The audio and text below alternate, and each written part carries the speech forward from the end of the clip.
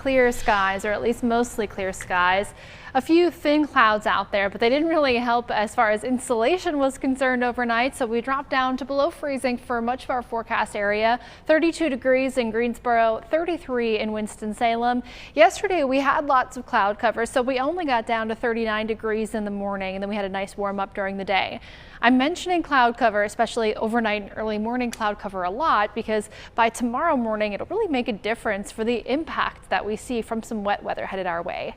For today though, it just means that we're cold to start. We've got a nice pleasant warm up over the next couple of hours because of a sunny morning, but then the clouds will start to build this afternoon and stay with us through the overnight hours.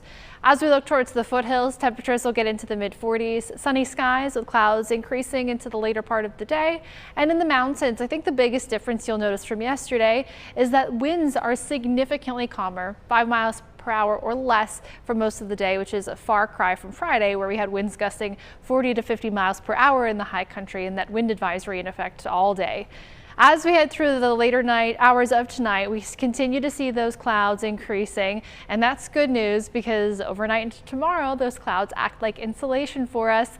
They keep our surface temperatures in the mid to upper 30s for the most part in the Triad, and that means that when this wet weather moves in, it's cold, but not quite cold enough that we're concerned about freezing rain or sleet or anything like that. Nothing that would cause icy roads for the Triad.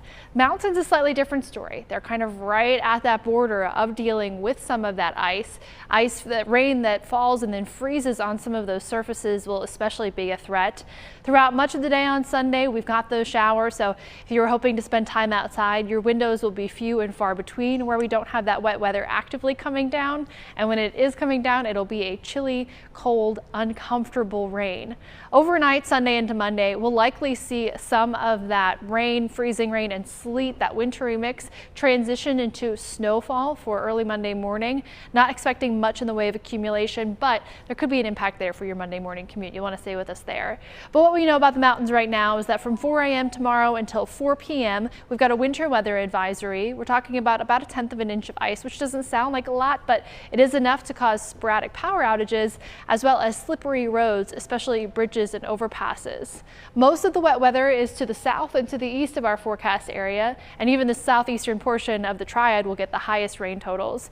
We could see about an inch by the time it's all said and done, which is enough to cause ponding on roadways and potentially even some flash flooding. And that Wednesday rain chance will bring about the same amount of rain. So 2 pretty active days here this week.